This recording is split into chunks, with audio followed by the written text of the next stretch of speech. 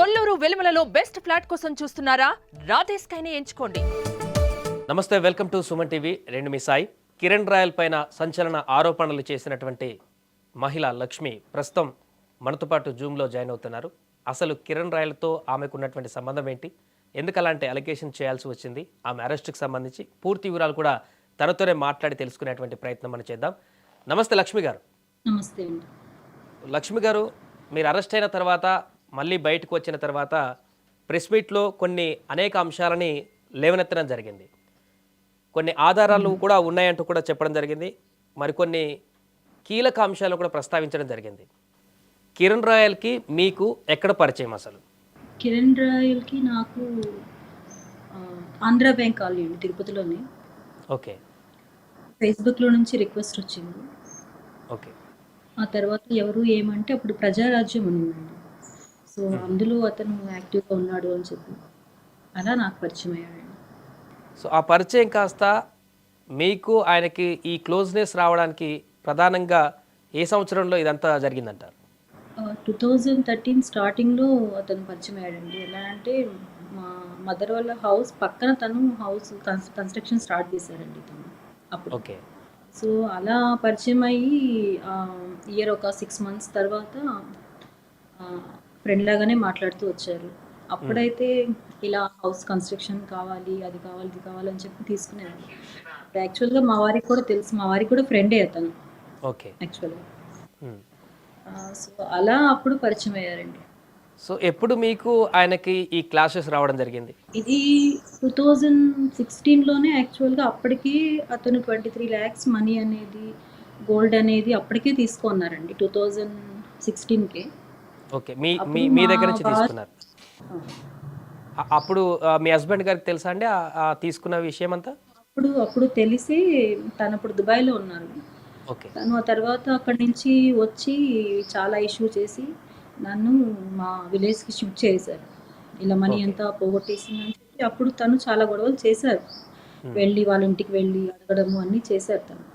Okay ఆ తర్వాత నేను మళ్ళీ తిరిగి మా వారు చనిపోయిన తర్వాత తిరుపతికి షిఫ్ట్ అయ్యానండి, సమ్ ఫ్యామిలీ ప్రాబ్లమ్స్ వల్ల ఓకే 2021లో. తర్వాత అగైన్ ఇతను మళ్ళీ నా లైఫ్లోకి అనేది వచ్చాడు. ఎలా అంటే సో నువ్వు ఒకటే ఉంటే ప్రాబ్లం అవుతుంది, ఒకదానివే సొసైటీలో ఉండలేవు అన్నట్టు. ఆ తర్వాత ఏదో ఒక బిజినెస్ చేసుకోవాలి కదా, పిల్లలు ఉన్నారు, వాళ్ళు చదివించుకోవాలి, ఉండే ప్రాపర్టీని సేల్ చేయడము. ఫస్ట్ తాకట్టు పెట్టించాడండి 20 lakhsకి ఓకే బిజినెస్ అని. అలా స్టార్ట్ అయింది 2021లో. 21లో. సో మీకు ఎప్పుడు క్లాషెస్ రావడం జరిగింది? 2022 తనని అరెస్ట్ చేయించారండి. నగరికి తీసుకెళ్లారు ఓకే నవంబర్లో. 2022 నవంబర్ అండి. ఓకే ఆ తర్వాత నేను అతని గురించి అన్నీ తెలుసుకొని ఆ తర్వాత రియలైజ్ అయ్యి అప్పటి నుంచి మనీ అడుగుతుంటే అప్పటి నుంచి కూడా థ్రెట్ చేస్తూనే ఉన్నారు. నువ్వు బయట వస్తే నిన్ను చంపేస్తాను, ఇలా ఇలా ఇప్పుడు ఎలా వచ్చాను ఇలా వచ్చావంటే అప్పుడే చెప్పారు. నేను పెద్ద పెద్ద పోస్టర్లు వేసి అన్ని చూపిస్తారు, రకరకాలుగా బెదిరించేవాడు. అంటే నన్నే థ్రెట్టింగ్ అంతా ఎప్పుడు 2022 ఆయన అరెస్ట్ అయ్యి బయటకు వచ్చిన తర్వాత నుంచే మొదలైందా? బయటకు వచ్చిన తర్వాత కూడా మొబైల్స్ అప్పుడు తీసుకెళ్లారండి. మొబైల్స్ దానివి తీసుకున్నారు స్టేషన్లో. ఆ తర్వాత ఆ మొబైల్స్ కూడా ఏమంటే యాక్చువల్గా నా పేరు నేను తీయించిన మొబైల్స్ అవి. ఓకే సో అప్పుడు అందుకని విజయవాడ హైకోర్టులో నా నేమ్తో పిటిషన్ వేయించారని నన్ను తీసుకెళ్లారు విజయవాడకి. అప్పుడు విజయవాడ నుంచి రిటర్న్ అయ్యాక నేను అతని గురించి పూర్తిగా తెలుసుకున్నానండి. ఇతను మనీ తీసుకొని టోటల్ నా లైఫ్ స్పాయిల్ చేశాడు అని చెప్పి అప్పటి నుంచి నేను ఆ రోజు నుంచి అడుగుతూనే ఉన్నాను, బెదిరిస్తూనే ఉన్నాడు. 2023లో ఇంటికి వచ్చి కొట్టాడు. ఓకే అప్పటి నుంచి కూడా కంటిన్యూ అవుతుంది. ఇప్పుడు నా చిన్నబ్బాయి స్టడీస్ 3 yearsగా నుంచి నేను అడుక్కుంటున్నానండి, నా మనీ నాకు బ్యాక్ చెయ్యి, బాబు కావాలి అని. అడిగే కొద్దికి ఎక్కువైపోతున్నాయి రోజు రోజుకి బెదిరింపులు. అచ్చా. సో 2023లో మీపై దాడి జరిగినప్పుడు అప్పుడు ఎందుకు కంప్లైంట్ ఇవ్వలేదు? అప్పుడు ఇస్తే మీకు ఎఫెక్టివ్గా అప్పుడు వైసీపీ ప్రభుత్వం ఉంది, ఇంకా త్వరగా చర్యలు తీసుకునేటువంటి ఉండేటువంటి అవకాశం లేదనుకున్నారా? అప్పుడు ఎందుకు కంప్లైంట్ ఇవ్వలేకపోయారు? ఒకటండి, నేను ఏ పార్టీ నాకు ఇవన్నీ నాకు తెలియదు యాక్చువల్గా. పార్టీలు వాళ్ళు ఆ మెంబర్స్ ఎవరు నాకు తెలియదు. ఈరోజు ఏదో తను అంటున్నాడు వైసీపీ వాళ్ళు ఉన్నారు, సంథింగ్ ఏదేదో అలిగేషన్స్ అన్ని పెట్టాడు తను ఈరోజు. కానీ అవును. నాకైతే ఏ వైసీపీ వాళ్ళే పార్టీతో మిమ్మల్ని ముందుండి నడిపిస్తున్నారని చెప్పేసి కామెంట్స్ చేస్తున్నారు. ఆయన ఇంకా మిగతా వాళ్ళు కూడా చేస్తున్నారు. అది చాలా పొరపాటండి. ఎవరెవరో మాట్లాడుతున్నారు కానీ వైసీపీ వాళ్ళు ఒకవేళ ఉండేట్టుగా ఉంటే, వైసీపీ వాళ్ళు ఇంకెవరో ఉండేట్టుగా ఉంటే, ఈరోజు అతను చేసిన ఒక ట్రాన్సాక్షన్స్ అతను ఏం చేశాడో నాకు తెలీదు. ఆ ఇల్లీగల్ ఇది.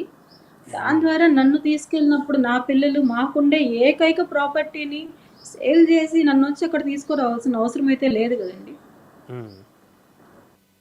ఇది ఎవరు గుర్తించట్లేదు. చాలా మంది అంటున్నారు గ్యామ్లింగ్ చేస్తుంది, అది చేస్తుంది, ఇది చేస్తుంది అని. అవన్నీ చేసేటుకుంటే నేను నా ల్యాండ్ ఎందుకు అమ్ముకోవాలి? అంటే నా మీ పిల్లల ల్యాండ్ భవిష్యత్తు అమ్మిన ఎందుకు? డబ్బు మీకు ఇవ్వలేదా అప్పుడు? లేదండి, ల్యాండ్ సేల్ చేపిస్తాడు ప్రతి ఒక్క అది సైట్స్ వేసి అమ్మామండి యాక్చువల్గా. ఓకే. ఉమ్. దాన్ని డెవలపింగ్ ఇచ్చి ప్లాట్కి ఏదో ఒక రీజన్ చెప్పేవాడు. ఉమ్. అది రీజన్ కూడా నాకు మోస్ట్లీ అతను చెప్పింది వచ్చి నేను పార్టీకే పెడుతున్నాను అమౌంట్, ఉమ్. పార్టీకి పెడితేనే వస్తుంది, ఓకే. నెక్స్ట్ నాకు ఎమ్మెల్యే సీట్ ఇస్తారు, దాని ద్వారా నేను బాగా చూసుకుంటాను, నీ పిల్లల్ని బాగా చూసుకుంటాను అనే చెప్పాడు నాకు. సో అలాగే జైపూర్ పోలీసులు అరెస్ట్ చేసినటువంటి అంశం కూడా ఆ రోజు చాలా హాట్ టాపిక్గా మారింది. మనకి ఇక్కడ ఆంధ్రప్రదేశ్లో ఈ ఇష్యూ నడుస్తుంటే అసలు సంబంధం లేకుండా వేరే స్టేట్ పోలీసులు వచ్చి అరెస్ట్ చేయడం, అసలు ఎందుకు వాళ్ళు అరెస్ట్ చేశారు? ఆ కేసులో మీరు ఎలా ఇన్వాల్వ్ అయి ఉన్నారు? ఇప్పుడు ఆ కేసులో ఉండే ముగ్గురు కూడా ఎటువంటి ఇన్వాల్వ్మెంట్ అనేది లేదండి యాక్చువల్గా. ఉమ్. ఈ కేసులో ఎవరైతే మేము తిరుపతిలో ముగ్గురు పేర్లు అనేది మెన్షన్ చేశారో, ఈ ముగ్గురివి సంబంధించిన ప్రతి ఒక్క డీటెయిల్స్ కిరణ్ రాహెల్ దగ్గరే ఉంటాయండి. ఓకే. మీరు ఆ ముగ్గురి యొక్క అకౌంట్ డీటెయిల్స్ చెక్ చేశారంటే అతనికి సంబంధించిన ట్రాన్సాక్షన్సే ఉంటాయి అందులో. ఉమ్. అతను చేసిన ఒక్క దీనికి మమ్మల్ని అన్ఎక్స్పెక్టెడ్గా అతను యాక్చువల్గా చెప్పాడు. వాళ్ళు 2022లో వచ్చారండి యాక్చువల్గా జైపూర్ పోలీసులు. జైపూర్ నుంచి వచ్చినప్పుడు. అవును, వచ్చినప్పుడు ఇతనే స్టేషన్కి వచ్చి ఈ సంబంధం లేదు దాంట్లో అని చెప్పి వాళ్ళిద్దరిని ఇరికిచ్చి పంపించేశాడు. ఉమ్. ఆన్ ది స్పాట్ ఆ స్టేషన్లో అతనే వచ్చి అతనే మాట్లాడి పంపించేశాడు. ఓకే. ఆ తర్వాత నాకు చెప్పాడు, నీకు దానికి ఎటువంటి సంబంధం లేదు, నువ్వేం భయపడాల్సిన అవసరం లేదు, నేను చూసుకుంటానని చెప్పి. ఆ తర్వాత కూడా నేను కొన్ని ట్రాన్సాక్షన్స్ అతను బుక్ చేసిన జైపూర్ ఫ్లైట్ టికెట్స్ అన్నీ కూడా నేను ప్రొవైడ్ చేయడం జరిగిందండి. అతను ఇంతకు ఏం ఇంతకు ఏం సంబంధం కేసు అండి లేదని లక్ష్మి గారు? అసలు అది దేని మీద బుక్ అయింది? ఎందుకు ఇంత దూరం వచ్చింది అసలు? కాదండి. అసలు వాళ్ళు నేను అడిగానండి అక్కడ జైపూర్కి వెళ్ళిన తర్వాత, అసలు ఇది ఏం కేసు అంటే వాళ్ళకు కూడా తెలియట్లేదు. అసలు ఏం కేసు అంటే వాళ్ళు అంటున్నారు ఒక 4 అకౌంట్స్ నుంచి మీ అకౌంట్కి మనీ వచ్చి మీ అకౌంట్ నుంచి డ్రా చేయడం జరిగింది, ఇంకొకరికి పంపించడం జరిగింది. సో అందుకని ఈ నలుగురు ప్లస్ నేను 5వ దాన్ని నేను నా నేమ్ ఉంది అందులో. ఇందులో ఇంకొక విషయం ఏమంటే మా వారు చనిపోయిన తర్వాత, తను జూన్లో చనిపోతే డిసెంబర్ల వరకు కూడా కిరణ్ రాయల్ మా వారి అకౌంట్ వాడేవారు. ఐడిబిఐ అకౌంట్ బ్యాంక్ క్లోజ్ అయ్యే వరకు రన్ ఉంది అన్నమాట. దానిలోనే ఉంది. అతనే వాడేవాడు, అతనే అన్ని ట్రాన్సాక్షన్స్ చేసుకునేవాడు. అంత నమ్మాను నేను అతన్ని, అంత నమ్మించాడు. అంత నమ్మి ఈరోజు నా పిల్లలకే లైఫ్ లేకుండా అయ్యిందండి. సో ఇప్పుడు మీరు ఇన్ని రోజుల నుంచి ఓపిక పట్టి మొన్న రీసెంట్గా కొద్ది రోజుల క్రితం అనుకుంటా ఇప్పుడే బయటికి రావడానికి ప్రత్యేకమైనటువంటి కారణం ఏమన్నా ఉందా? ఉన్నాయండి కారణాలు. మా పెద్ద అబ్బాయికి యాక్సిడెంట్ అయిందండి. యాక్సిడెంట్ అయ్యి సర్జరీ ఒకటి చేయాలని చెప్పారు మేజర్గా. సో ఆ సర్జరీకి ఏమైందంటే ఇమీడియట్గా 10 lakh రూపీ పే చేయాలి నేను. ఓకే. అది చాలా మేజర్ సర్జరీ అయింది, లెఫ్ట్ ఎల్బో. సో నేను అలాంటి టైంలో నాకంటూ ఇంకెవరు లేరు. ఎందుకంటే ఈ కిరణ్ రాయల్ విషయంలో నాకు టోటల్ ఫ్యామిలీ అనేది దూరం అయిపోయింది. ఎందుకంటే అందరూ ఎవరన్నా అంతే కదండి, తెలిసిన తర్వాత ఎవరన్నా కూడా దూరమే పెడతారు ఇంట్లో. ఈయన ఏం హెల్ప్ చేయలేదా? మీ కిరణ్ రాయల్ గారిని అడగలేదా ఆ టైంలో బాబుకు బాగాలేదని చెప్పేసి డబ్బులు కావాలని చెప్పేసి? అవి అడిగితేనే వచ్చిందే సార్ ఇవన్నీ. అచ్చా అచ్చా. అవి అడుగుతున్నాను. మా చిన్న అబ్బాయికి బాబు 3 yearsగా మెడిసిన్కి పంపించాలని చెప్పి కాలేజ్కి కడుతూనే ఉన్నాను ఫీజెస్. తను అన్నాడు వాళ్ళ చిన్న అబ్బాయి డ్రీమ్స్లో ఉంటాడు ఫారిన్కి వెళ్ళాలి అనేసి. వాళ్ళ లైఫ్ని నాశనం చేసింది మెయిన్ కిరణ్ రాయలే. అడుక్కున్నాను, నేను అడుక్కుంటూనే ఉన్నాను, నా బాబుని పంపించాలి. అదే వాళ్ళ పిల్లలకైతే lakhs, 10 lakhs, 20 lakhs పెట్టి కాలేజీలో జాయిన్ చేయించుకున్నాడు. ఇంత చేసిన దాన్ని నేను అడిగేసరికి చంపేస్తాను, యాక్సిడెంట్ చేసి చంపేస్తాను అని బెదిరింపులు. అంటే కంప్లీట్గా ఆర్థిక లావాదేవీలకు సంబంధించినటువంటి ఇష్యూస్ కారణంగానే మీ ఇద్దరి మధ్య డిస్టర్బెన్స్ కానీ గొడవలు కానీ జరగడం అయిందన్నమాట. అవును. సో ఇప్పుడు అంటే ప్రధానంగా అతను నన్ను మోసం చేశాడని కూడా నాకు అప్పుడే అర్థమైందండి. ఎందుకంటే ఇతనికి నేను ఒక్కదాన్నే కాదు, ఇంకా చాలా మంది ఉన్నారు. ఇతను ఒక క్యారెక్టర్ ఇలాంటిది. ఎందుకంటే ఇంతకుముందు నేను చూసానండి. ఇంతకుముందు చూసినప్పుడు ఇంకొక అమ్మాయితో రిలేషన్‌లో ఉండేటప్పుడు నేను చూస్తే ఇప్పుడు చెప్పారు. నాకేం చెప్పారంటే వాళ్ళ మరదలు అని చెప్పారు నాకు. ఓకే. వాళ్ళ వైఫే చెప్పింది. మా చెల్లెలు అని చెప్పింది తను. ఉమ్. నేను అది నమ్మాను అప్పుడు నేను. ఆ అంటే తర్వాత మిమ్మల్ని ఏమన్నా అన్నీ పెళ్లి తెలుసుకొని చేసుకుంటా అని మాట ఇచ్చారా, లేకుంటే మీరు ఇంకా ఈ ఆర్థికంగా కాకుండా ఇంకే పెళ్లి రకంగా మోసపోయారు? చేసుకుంటాను కాదండి. ఇప్పుడు ఒకటండి. ఇప్పుడు తను చెప్పే మాటలు ఎలా ఉంటాయంటే, "నువ్వు ఏం కోల్పోయావో నేను అన్నీ నీకు తిరిగిస్తాను." ఓకే. ఎందుకంటే పిల్లలు బయటెళ్ళిపోతారు. నువ్వు ఒక్కదానివే ఉంటావు ఇక్కడ. ఉమ్. సో, ఒక సింగిల్ వుమెన్‌గా ఉండడం ఎంత కష్టమవుతుంది. ఉమ్. రేపు నేను ఎమ్మెల్యే అయిపోతాను. లేదంటే టీటీడీ బోర్డ్ మెంబర్‌గా ఇదొస్తుంది ఓకే. నాకు. సో, అప్పుడు నేను అన్నీ చూసుకుంటాను. కాకపోతే దానికి ఇప్పుడు పెట్టుబడి కావాలి ప్రతి ఒక్క దానికి. కార్ అనేది లేకపోయినా నలుగురిలో బాగుండదు. కారు కావాలి నాకు. నేను బాగా తిరగాలి. బాగా ఖర్చు పెట్టాలి పార్టీకి. నాకు తను చాలా వాడిన మాటలన్నీ పార్టీకే అండి. ఓకే. ఈ మెంబర్‌షిప్ రిజిస్ట్రేషన్ అప్పుడు గానివ్వండి, మాకు ఇలా టార్గెట్ ఇచ్చారు. వాళ్ళెవరు మనీ పే చేయరు. నేనే మనీ పే చేసి అంతా టార్గెట్ ఫినిష్ చేయాలి. ఇలా ఒక్కటి కాదండి, అతను ఎన్నో చెప్పే చేశాడు. అంటే ఈ పార్టీకి సంబంధించిన కార్యక్రమాలకు సంబంధించిన డబ్బంతా కూడా మీ దగ్గర నుంచే తీసుకున్నారంటారు. ప్రతి పైసా నా దగ్గర నుంచే తీసుకున్నాడండి. అంటే మీకేమన్నా ప్రాపర్టీస్ ఉన్నాయా? అంత డబ్బు మీ దగ్గర ఎక్కడిదనేది ఇంకొక ప్రశ్న. మా వారి ప్రాపర్టీ మా వారు చనిపోయిన తర్వాత ట్రాన్స్‌ఫర్ అయిందండి. పిల్లలకి నా నేమ్‌తో. అది దాన్ని టార్గెట్‌గా పెట్టుకొని ఫస్ట్ తాకట్టు పెట్టిచ్చాడు. ఉమ్. తాకట్టు పెట్టిచ్చిన తర్వాత అమౌంట్ బిజినెస్ ఏదైనా స్టార్ట్ చేద్దువు. ఇన్కమ్ ఆఫ్ సోర్స్ ప్రస్తుతానికి నాకు ఎలక్షన్ అయ్యేంత వరకు కూడా నీకు ఇన్కమ్ ఆఫ్ సోర్స్ ఉండాలి కదా! బిజినెస్ ఏదైనా స్టార్ట్ చేద్దువు అని అక్కడ స్టార్ట్ చేపిసాడండి నా దగ్గర సేల్ చేపిచ్చడం.